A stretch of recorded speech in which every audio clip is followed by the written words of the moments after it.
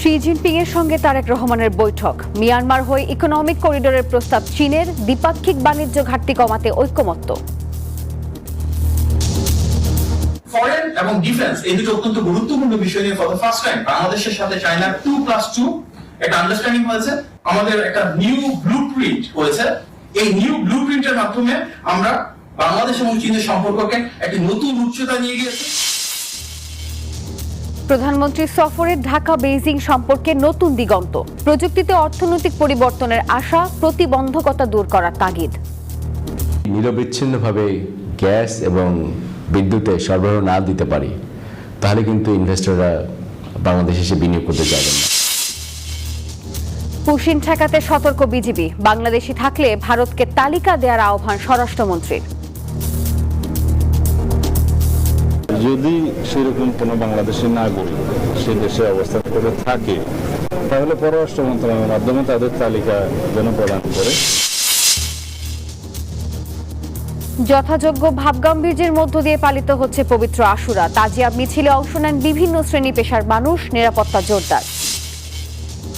ভেনেজুয়েলায় ভূমিকম্পে নিহত বেড়ে 235, আহত 4000-এরও বেশি। ধ্বংসস্তূপে আটকে আছেন অনেকেই, চলছে উদ্ধার তৎপরতা। স্বাগত নিউজ 24 সংবাদে। আর পুরো আয়োজনে আপনাদের সাথে আছি আমি নাফিসা হক। দেখছিলেন বিআরবি কেবলস সংবাদ শিরোনাম। যাচ্ছি পুরো খবরে। চীনের রাষ্ট্রপতি শি জিনপিং ও বাংলাদেশের প্রধানমন্ত্রী তারেক রহমানের বৈঠকে কৌশলগত অংশীদারিত্ব নিশ্চিত করে দুদেশের সম্পর্কের নতুন অধ্যায় শুরুর সিদ্ধান্ত হয়েছে। বাংলাদেশ থেকে মিয়ানমার হয়ে চীন পর্যন্ত ইকোনমিক করিডোর করার প্রস্তাব দিয়েছে বেইজিং। আর এছাড়া বিনিয়োগ, বন্দর আধুনিকায়ন, যোগাযোগ, স্বাস্থ্য সহ বিভিন্ন খাতে সহযোগিতার বিষয়ে আলোচনা হয়েছে। বেইজিং থেকে আরও জানাচ্ছেন সহকর্মী মারুফা রহমান। চীন সফরের শেষ দিনে স্থানীয় সময় শুক্রবার সকালে গ্রেট হলে প্রধানমন্ত্রী তারেক রহমান বৈঠক করেন চীনের প্রেসিডেন্ট শি জিনপিং এর সাথে। আলোচনা হয় দ্বিপাক্ষিক বিভিন্ন বিষয় নিয়ে, যেখান থেকে আশ্বাস আসে বাংলাদেশ চীনের সম্পর্ক শুধু ব্যবসায়িক থাকবে না, বরং এটি দীর্ঘমেয়াদী সম্পর্কে রূপ নেবে। বৈঠকে চীনের প্রেসিডেন্ট বাংলাদেশে তারেক রহমানের নেতৃত্বের প্রশংসা করেন। সফর নিয়ে সংবাদ সম্মেলনে কথা বলেন প্রধানমন্ত্রীর কার্যালয়ের মুখপাত্র মাহদি আমিন ও পররাষ্ট্র উপদেষ্টা হুমায়ুন কবির। জানান, এই সফর শুধু ঐতিহাসিক নয়, দুই দেশের সম্পর্কের নতুন দিগন্তের সূচনা। প্রেসিডেন্ট শি জিনপিং আমাদের মাননীয় প্রধানমন্ত্রী জনাব তারেক রহমানের উদ্দেশ্য করে বলছেন, China will be a trustworthy friend in the development. আমাদের একটা নিউ ব্লুপ্রিন্ট হয়েছে ফর লং টার্ম সাস্টেইন এবং ট্রাস্টেড রিলেশন। এই নিউ ব্লুপ্রিন্টের মাধ্যমে আমরা বাংলাদেশ এবং চীনের সম্পর্ককে একটি নতুন উচ্চতা নিয়ে গিয়েছে। জানান, রোহিঙ্গা প্রত্যাবাসনে বাংলাদেশ মিয়ানমার আলোচনায় সহায়তা করবে বেইজিং। এছাড়া বাংলাদেশ মিয়ানমার চীনের সংযোগে ইকোনমিক করিডোরের আগ্রহ প্রকাশ করেছে বেইজিং। ভলান্টারি এবং ডিগনিফাইড ওয়েতে যারা আমাদের দেশে রোহিঙ্গা রয়েছেন ওনারা নিজ দেশে ফেরত যান। এ বিষয়ে চীন আমাদেরকে কথা দিয়েছে যে আমরা যখন চাই ওনারা মায়ানমারের সাথে আমাদেরকে কোনো ডায়ালগ প্রয়োজন হলে সেখানে ফ্যাসিলিটেট করবে। বাংলাদেশ থেকে মায়ানমার এবং চীন হয়ে একটি ইকোনমিক করিডোর তৈরি করা যায়, যে ইকোনমিক করিডোরের মূল উদ্দেশ্য হবে বাংলাদেশের অর্থনৈতিক আরো ব্যাপ্তি বাড়ানো। প্রতিরক্ষা বিষয়ে পররাষ্ট্র মন্ত্রণালয় ও সামরিক কর্মকর্তারা নিয়মিত ভিত্তিতে আলোচনা করতে প্রথমবারের মতো একমত হয়েছে দুই দেশ। এক চীন নীতিতে সমর্থন পুনর্ব্যক্ত করেছে বাংলাদেশ। ফরেন এবং ডিফেন্স এই দুটো অত্যন্ত গুরুত্বপূর্ণ বিষয় নিয়ে ফর দ্য ফার্স্ট টাইম বাংলাদেশের সাথে চায়নার 2+2 একটা আন্ডারস্ট্যান্ডিং হয়েছে, যেখানে দুই দেশের ফরেন মিনিস্টার এবং ডিফেন্স মিনিস্টার থেকে রিপ্রেজেন্টেটিভ যারা রয়েছেন ওনাদের নিয়মিত ভিত্তিতে সামনের দিনগুলোতে ডায়ালগ শুরু হবে। এই ইনস্ট্রুমেন্টাল ডিটেইলসটা ওয়ার্ক আউট করা হচ্ছে। এছাড়া ব্রিক্সের সদস্য পেতে বাংলাদেশ আবেদন করলে পাশে থাকার প্রতিশ্রুতি দিয়েছে চীন। চীনা প্রেসিডেন্ট শি জিনপিং এর সঙ্গে বাংলাদেশের প্রধানমন্ত্রী তারেক রহমানের দ্বিপাক্ষিক বৈঠকের পর এই সফরকে শুধুমাত্র ঐতিহাসিকই নয়, বরং ভূ রাজনীতিতে একটি নতুন দিগন্তের সূচনা হলো বলে মনে করছেন বাংলাদেশের প্রতিনিধি দল। একই সাথে করিডোর সহ বিভিন্ন ক্ষেত্রে দুই দেশের মধ্যে একটি মাইল ফলক ভূ রাজনৈতিক সম্পর্ক তৈরি হতে যাচ্ছে বলে মনে করছেন তারা। Marufa Rahman, news 24, Beijing, China. দর্শক, প্রধানমন্ত্রীর বেইজিং সফরের আরো খবর জানাতে আমাদের সাথে আমাদের সহকর্মী মারুফা রহমান এই পর্যায়ে যুক্ত হবেন। জানাবেন প্রধানমন্ত্রীর আর কি কি কর্মসূচি রয়েছে এবং এ সম্পর্কিত আপনার কাছে বিস্তারিত যা তথ্য আছে। প্রধানমন্ত্রীর আনুষ্ঠানিক যেই গুরুত্বপূর্ণ বৈঠকগুলো ছিল সেটি মোটামুটি শেষ পর্যায়ে। এখন তিনি ঐতিহাসিক বিভিন্ন জায়গা পরিদর্শন করছেন। তবে আজকে সবচেয়ে গুরুত্বপূর্ণ যে বিষয়টি ছিল, চীনা রাষ্ট্রপতি শি জিনপিং এর সঙ্গে প্রধানমন্ত্রীর যে বৈঠকটি, সেখান থেকে বেশ কিছু গুরুত্বপূর্ণ মাইল ফলক আমরা বলতে পারি যে বার্তা আমরা পেয়েছি। যেমন চীনের প্রেসিডেন্ট শি জিনপিং তিনি প্রধানমন্ত্রীকে প্রথমেই অভিনন্দন জানিয়েছেন এবং তিনি বলেছেন যে চীন বাংলাদেশের উন্নয়নে একটি ভালো বন্ধু। এবং বৈঠক শেষে সংবাদ সম্মেলনে প্রধানমন্ত্রীর উপদেষ্টারা আমাদেরকে যেমনটি জানিয়েছেন যে বাংলাদেশ চীন সম্পর্কের একটি নতুন অধ্যায়ের সূচনা হিসেবে তারা এই সফরকে দেখছেন। বিশেষ করে তিস্তা মহাপরিকল্পনা সহ পানি ব্যবস্থাপনায় চীন গুরুত্বপূর্ণ ভূমিকা রাখতে চেয়েছে। একই সাথে মিয়ানমার হয়ে চীনে একটি করিডোর করার প্রস্তাবে আলোচনা হয়েছে এবং এই সাথে বিনিয়োগ সহ ঋণ সহায়তার কথার আশ্বাস দিয়েছেন। এবং ভূ রাজনৈতিক ক্ষেত্রেও বাংলাদেশকে খুবই গুরুত্ব সহকারে দেখছেন চীন, এবং চীন তাদের বন্ধুত্বের হাত আরো বেশি প্রসারিত করতে চায় বাংলাদেশের সাথে, এবং দুই দেশের জনগণের মধ্যে দ্বিপাক্ষিক সম্পর্ক আরো বেশি হৃদ্যতাপূর্ণ করতে চায়। তো সব মিলিয়ে যদি বলি যে এই সফরে শুরু থেকে উষ্ণ অভ্যর্থনা জানিয়েছেন বাংলাদেশের প্রধানমন্ত্রীকে বেইজিং, এবং এরপর একান্ত যে সমস্ত আলোচনা হয়েছে, বিশেষ করে গতকালকে চীনের প্রধানমন্ত্রীর সঙ্গে এবং আজকে শি জিনপিং এর সঙ্গে, সেখানে বেশ কয়েকটি গুরুত্বপূর্ণ পয়েন্ট কিন্তু আমরা পেলাম। যে বিশেষ করে করিডোর কেন্দ্রিক তাদের একটি আলোচনা হয়েছে, সেটি ভূ রাজনৈতিক ক্ষেত্রে বাংলাদেশের জন্য খুবই গুরুত্বপূর্ণ একটি বার্তা, এবং একই সাথে বিনিয়োগ নিয়েও তারা ইতিবাচক কথা বলেছেন, এবং বিনিয়োগ সহ ঋণ সহায়তা সহ অবকাঠামো উন্নয়নে চীন বিশেষ ভূমিকা রাখতে চায় এবং বাংলাদেশের সঙ্গে তাদের সম্পর্ক আরো মজবুত করতে চায়। এবং শি জিনপিং বাংলাদেশকে অভিনন্দন জানিয়েছে তাদের সঙ্গে এই নতুন ঐতিহাসিক। মারুফা, ধন্যবাদ আপনাকে। প্রধানমন্ত্রীর চীন সফরের মধ্য দিয়ে ঢাকা বেইজিং সম্পর্কে নতুন দিগন্ত উন্মোচিত হয়েছে। আর সফরে গুরুত্ব পেয়েছে মোংলা ও আনোয়ারায় চীন অর্থনৈতিক ও শিল্পাঞ্চল সহ বেশ কিছু বিষয়।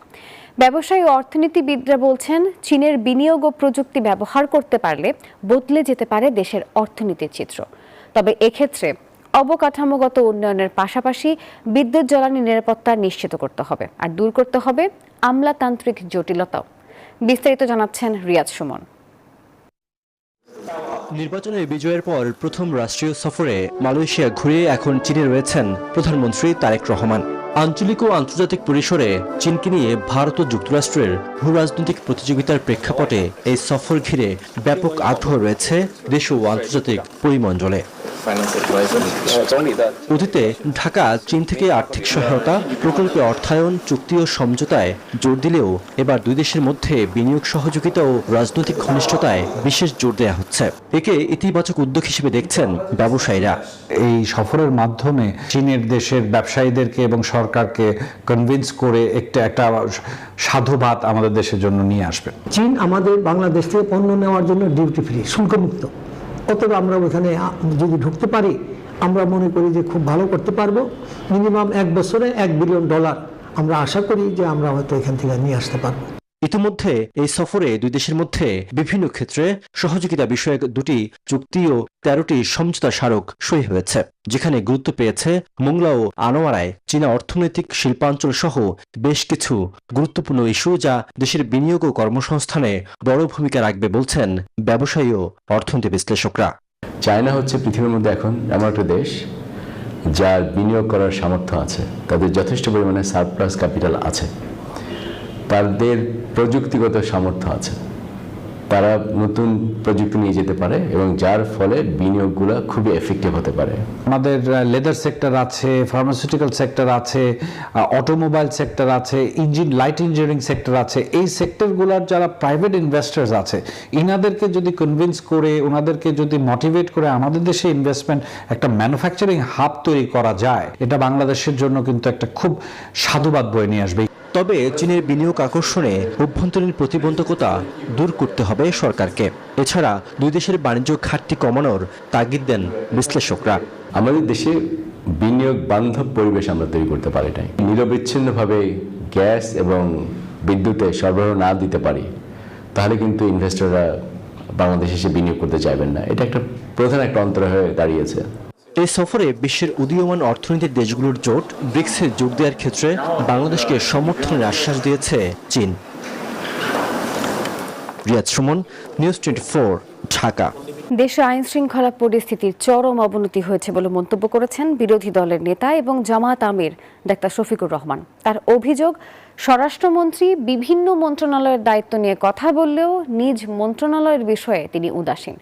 শুক্রবার মগবাজারের মজলিসে শুরার অধিবেশনে তিনি বলেন, গণভোট মেনে না নেয়ায় জাতীয় জীবনের সংকট তৈরি হয়েছে। জুলাই সনদ এবং গণভোটের রায় বাস্তবায়নে দেশবাসীকে সাথে নিয়ে প্রতিরোধ গড়ে তোলার হুঁশিয়ারিও দিয়েছেন তিনি। শুক্রবার মগবাজারে আলফালাহ মিলনায়তনে জামায়াত ইসলামের নীতি নির্ধারণী ফোরাম কেন্দ্রীয় মজলিসে শুরার বৈঠক হয়। এতে উদ্বোধনী বক্তব্য রাখেন জামায়াতের আমির ও সংসদের বিরোধী দলীয় নেতা ডাক্তার শফিকুর রহমান। আজও সারা বিশ্বের বিভিন্ন প্রান্তরে হাজার মুসলমানের কান্না। দেশের আইন শৃঙ্খলা পরিস্থিতি নিয়ে গভীর উদ্বেগ জানিয়ে জামায়াত আমির অভিযোগ করেন, স্বরাষ্ট্রমন্ত্রী তার দায়িত্ব যথাযথভাবে পালন করছেন না। সৌভাগ্য যে আমাদের একজন স্বরাষ্ট্রমন্ত্রীও আছে, তিনি সকল মন্ত্রণালয়ের দায়িত্ব সংসদের ভিতরে পালন করেন যখনই সুযোগ পান, কিন্তু তার কোন মন্ত্রণালয় এইটার দিকে নজর দেওয়ার কোনো সুযোগ নেই। একটা দেশে যদি মানুষের জীবনের নিরাপত্তাই না থাকে, এটা কিসের সমাজ? বিএনপি গণভোট মেনে না নেয়ায় জাতীয় জীবনের সংকট তৈরি হয়েছে বলেও অভিযোগ করেন জামায়াত আমির। বর্তমান সরকারি দল প্রায় 70% জনগণের এই মতকে অগ্রাহ্য করল। ফলে আমরা যেখানে ছিলাম সেখানেই থেকে গেলাম, কোনো পরিবর্তন আসলো না। শাসনের যে ধারা অতীতের শাসকদেরকে ফেসিবাদী করে তুলেছিল, এবার জনগণ চেয়েছিল সেই ধারার পরিবর্তন হোক, এবং এই পরিবর্তনের জন্য ব্যাপক সংস্কার অপরিহার্য। এ সময় সরকারকে যথাযথভাবে দায়িত্ব পালনের আহ্বান জানিয়ে ইতিবাচক সব কাজে বিরোধী দলের সহযোগিতার আশ্বাস দেন ডাক্তার শফিকুর রহমান। গণবিরোধী যাই সরকার গ্রহণ করবে তার প্রতিবাদ করব। তাওহিদুল ইসলাম, নিউজ 24, ঢাকা। মেহেরপুর সীমান্তে পুশিন চেষ্টা ব্যর্থ হলো বিএসএফ-এর।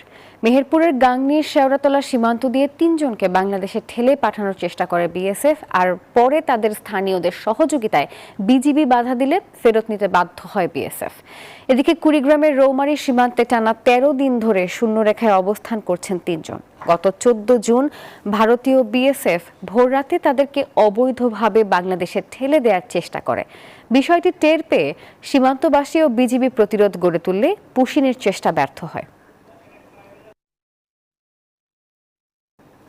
পুশিনের আরো খবর জানবো, আমাদের সাথে আমাদের সহকর্মীরা একে একে যুক্ত হবেন। শুরুতেই যাচ্ছি কুড়িগ্রামে, রয়েছেন সহকর্মী হুমায়ুন কবির সূর্য।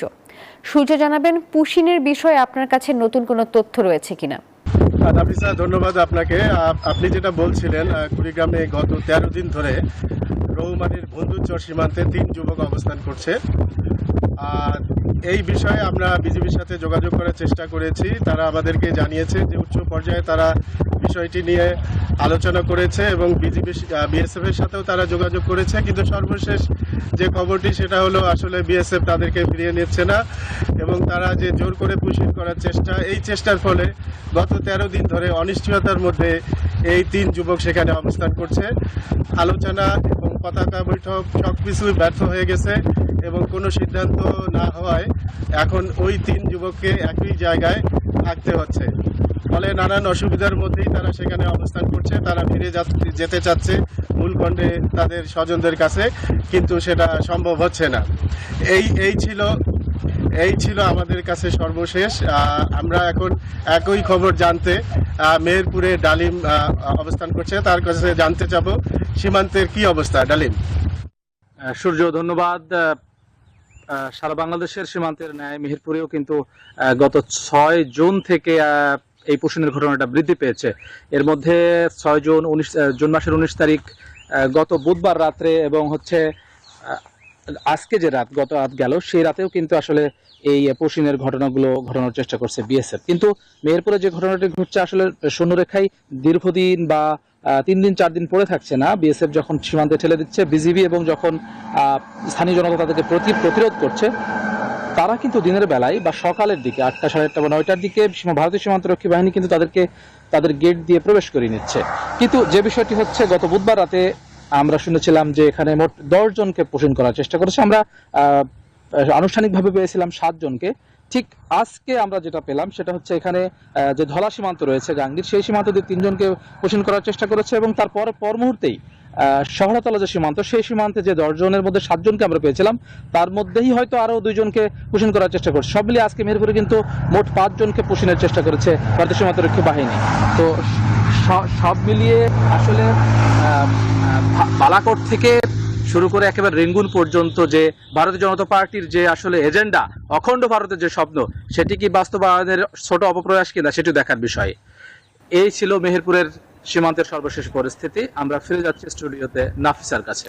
ডালিম এবং সূর্য, ধন্যবাদ আপনাদের। ভারতে বাংলাদেশের কোনো নাগরিক থাকলে তালিকা পেলে তা যাচাই বাছাই করবে ঢাকা, জানিয়েছেন স্বরাষ্ট্রমন্ত্রী। তিনি বলেন, বিজিবি এবং স্থানীয়রা সতর্ক থাকায় একজনকেও পুশিন করতে পারেনি বিএসএফ।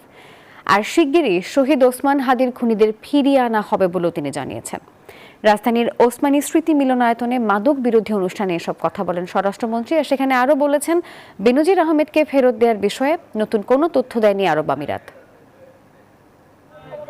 বাংলাদেশের বিভিন্ন সীমান্তে অবৈধ পুশ ইন চেষ্টা চালাচ্ছে ভারত, সতর্ক বিজিবি ও স্থানীয়রা। সম্প্রতি পশ্চিমবঙ্গ সরকারও দাবি করেছে যে 10,000 নাগরিককে পুশ ইন করেছে বিএসএফ। তবে স্বরাষ্ট্রমন্ত্রী জানালেন, বাংলাদেশে কাউকে পুশ ইন করতে দেয়া হয়নি। রাজধানীর ওসমানী স্মৃতি মিলনায়তনে মাদক বিরোধী অনুষ্ঠানে তিনি জানান, বাংলাদেশি কেউ থাকলে ভারত তালিকা দিলে যাচাই বাছাই করা হবে। আমরা একজনকেও পুশিন হতে দেয়নি, আমাদের বিজিবি সতর্ক অবস্থায় আছে। আমরা ডিপ্লোম্যাটিক্যালি তাদেরকে আহ্বান জানিয়েছি, যদি সেরকম কোনো বাংলাদেশি নাগরিক সে দেশে অবস্থান করে থাকে, তাহলে পররাষ্ট্র মন্ত্রণালয়ের মাধ্যমে তাদের তালিকা যেন প্রদান করে। আমরা তাদের ন্যাশনালিটি ভেরিফাই করব এবং ন্যাশনালিটি ভেরিফাই করার পরে ডিপ্লোম্যাটিক চ্যানেলে যথাযথ প্রক্রিয়ায় আইনিভাবে আমরা তাদেরকে ফেরত নিতে পারি। জানান, শহীদ ওসমান হাদি হত্যার আসামিদেরও দ্রুত দেশে ফেরানো হবে। এছাড়া বেনজিরের বিষয়ে নথিপত্র পাঠানো হলেও আরব আমিরাত নতুন করে কিছু জানায়নি। মেসেজ দিয়েছিল 30 দিনের ভিতরে যেন আমরা প্রয়োজনীয় কাগজপত্র পাঠাই তাকে ফেরত আনার ব্যাপারে। আমরা 3 দিনের ভিতরে তৈরি করে দিয়েছি। পররাষ্ট্র মন্ত্রণালয়ের মাধ্যমে সেটা ইউই গভর্নমেন্টের কাছে গিয়েছে, আমাদের এমবাসি ইউই গভর্নমেন্টের কাছে হস্তান্তর করেছে। আমরা অপেক্ষা করছি, আশা করি তাদেরকে আমরা ফেরত পাবো। স্বরাষ্ট্রমন্ত্রী জানান, মাদক নির্মূল বর্তমান সরকারের অঙ্গীকার, তা বাস্তবায়ন করতে কর্মকর্তাদের আধুনিক অস্ত্র দেওয়ার বিষয়টিও বিবেচনাধীন। মাসুদ সুমন, নিউজ 24, ঢাকা। নারায়ণগঞ্জের রূপগঞ্জের বিভিন্ন গ্রামে শত শত একর জমি বালি দিয়ে ভরাট করে ফেলছে একটি সংঘবদ্ধ চক্র। মানুষের বসতবাড়ি থেকে শুরু করে মসজিদ, মাদ্রাসা সবই যেন দখল হয়ে যাচ্ছে। স্থানীয়দের অভিযোগ, পতিত সরকারের দোসর নুরুজ্জামান খানের নেতৃত্বে চলছে এই দখল বাণিজ্য। স্থানীয়দের প্রতিবাদ, মিছিল কিংবা মানববন্ধন কোনো কিছুই তাদের রক্ষা করতে পারেনি নুরুজ্জামানের থাবা থেকে। এ নিয়ে সংসদেও প্রতিবাদ জানিয়েছেন স্থানীয় সংসদ সদস্য মোস্তাফিজুর রহমান ভূঁইয়া। বিস্তারিত দেখুন প্রতিবেদনে। রাজধানী ঢাকার ঠিক পাশের এলাকা নারায়ণগঞ্জের রূপগঞ্জ। ঢাকার নগরায়ন যত বাড়ছে, এই এলাকার জমির দামও ঠিক তেমনি পাল্লা দিয়ে বাড়ছে। আর এ কারণেই এই এলাকার উপর নজর পড়েছে ভূমিদস্যুদের। রূপগঞ্জ উপজেলার কায়েতপাড়া ইউনিয়নের শত শত একর কৃষিজমি, বসতভিটা আর জলাশয় অবৈধভাবে দখলে নিয়েছে ভূমিদস্যুরা। পাখির চোখে যতদূর চোখ যায়, সব জায়গায় দখলের মহা উৎসব। বাদ যায়নি মসজিদ, মাদ্রাসার মতো স্থাপনাও। সবকিছু হারিয়ে এখন অসহায় জীবনযাপন করছেন শত শত পরিবার। বিভিন্ন সময় মানববন্ধন সহ নানা প্রতিবাদ করেও কোনো ফল পাননি তারা। সাধারণ জনগণকে আপনারা কি করতেছেন, উঁচু করে করতেছেন, আমরা পুরো এলাকাবাসী একটা ভুক্তভোগী হয়ে গেছি। কোন প্রকার জমি ক্রয় না করেই অবৈধভাবে বাড়ি ভরাট করা যাবে না, যাবে না, যাবে না। ভূমিদস্যুরা আজকে আমার সম্পত্তি আমার বুকের খালি করে আমার সম্পত্তি থেকে আমাকে বেদখল করছে। ফসলি জমিগুলো ভরাট করে তারা আমাদের জমিগুলো তারা কৃষি জমি থেকে ব্যাঘাত করতেছে। একটা পরিবারের কাছে আমরা এই পুরো এলাকায় 5-7 হাজার লোক বাস করে সবাই আমরা জিম্মি হয়ে গেছি। কারা দখল করছে সব জমি? খোঁজ নিয়ে জানা যায় এই জমি দখলের মূল হোতা নুরুজ্জামান খান। তিনি কোনো সংসদ সদস্য, মন্ত্রী কিংবা জনপ্রতিনিধি নয়। স্থানীয়রা তাকে বলে মাফিয়া সাম্রাজ্যের গডফাদার।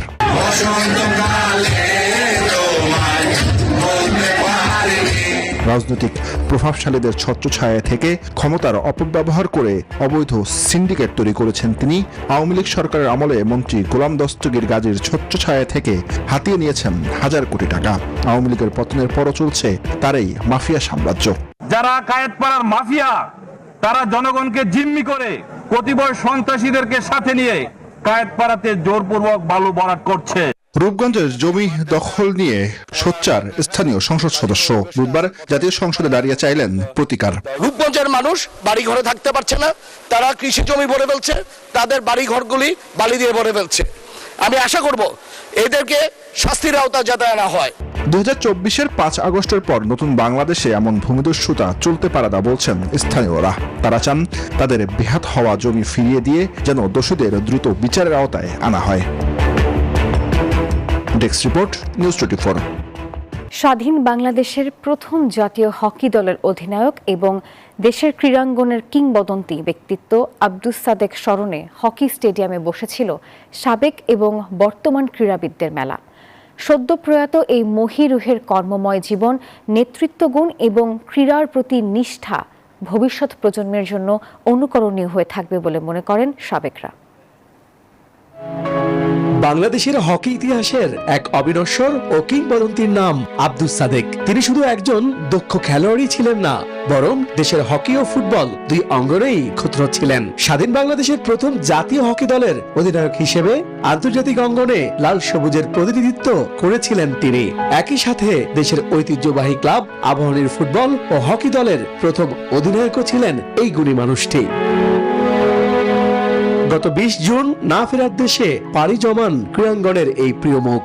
তার এই চলে যাওয়ায় দেশের ক্রীড়াঙ্গনে যে শূন্যতা তৈরি হয়েছে তা অপূরণীয়। মরহুমের স্মরণে মাওলানা ভাসানী হকি স্টেডিয়ামে স্মরণ সভা ও দোয়া মাহফিলের আয়োজন করেন সাবেক ও বর্তমান হকি খেলোয়াড়রা। সেখানে বক্তারা তার সফল কোচ ও দক্ষ সংগঠক পরিচয়ের পাশাপাশি একজন পরম অভিভাবক হিসেবে তার অবদানকে স্মরণ করেন। সাদেক ছিল এই দেশের গর্ব, আর্মাটলা স্কুলের গর্ব এবং আমারও গর্ব। ওনার ব্যবহার সবকিছু মিলেই কিন্তু সাদেক ভাই হয়েছে। খেলোয়াড়ি জীবন শেষে বাংলাদেশের হকি ফেডারেশনের বিভিন্ন গুরুত্বপূর্ণ দায়িত্ব পালন করেন আব্দুস সাদেক। দেশের হকির উন্নয়ন, তৃণমূল থেকে প্রতিভা বিকাশ এবং সাংগঠনিক কাঠামোকে শক্তিশালী করতে আমৃত্যু কাজ করে গেছেন এই কিংবদন্তি। সাবেক সতীর্থ বর্তমান প্রজন্মের দাবি, তার দেখানো পথ ধরেই এগিয়ে যাক দেশের হকি। তার গ্রহণযোগ্যতাটা অনেক বেশি ছিল সবার কাছে, ছোট বড় এবং হকির বাইরেও যারা ছিলেন তাদের কাছেও কিন্তু তার গ্রহণযোগ্যতাটা আসলে অনেক ছিল। তার সাথে কাজ করার কলিগ হিসেবে, কারণ উনি সরাসরি আমার সেক্রেটারি ছিলেন, আমি জয়েন্ট সেক্রেটারি ছিলাম। সবাই কিন্তু সাদেক ভাইকে চিনে। এই দেশের আনাচে কানাচে যে কোনো জায়গায় যেটা সভ্য পরিবেশ যেটা বলবেন, এটা সেখানে সবাই জিজ্ঞেস করে যে সাদেক ভাই তো হকি খেলতেন। মাঠ ও মাঠের বাইরে আব্দুস সাদেকের সততা, নিষ্ঠা এবং নেতৃত্ব গুণ বাংলাদেশের ক্রীড়া ইতিহাসে চিরকাল স্বর্ণাক্ষরে লেখা থাকবে, এমনটাই প্রত্যাশা সাবেক ও বর্তমান হকি খেলোয়াড়দের। ইশতিয়াক দীপু, নিউজ 24, ঢাকা। এখনকার সংবাদের আয়োজন এই পর্যন্তই। ধন্যবাদ সবাইকে।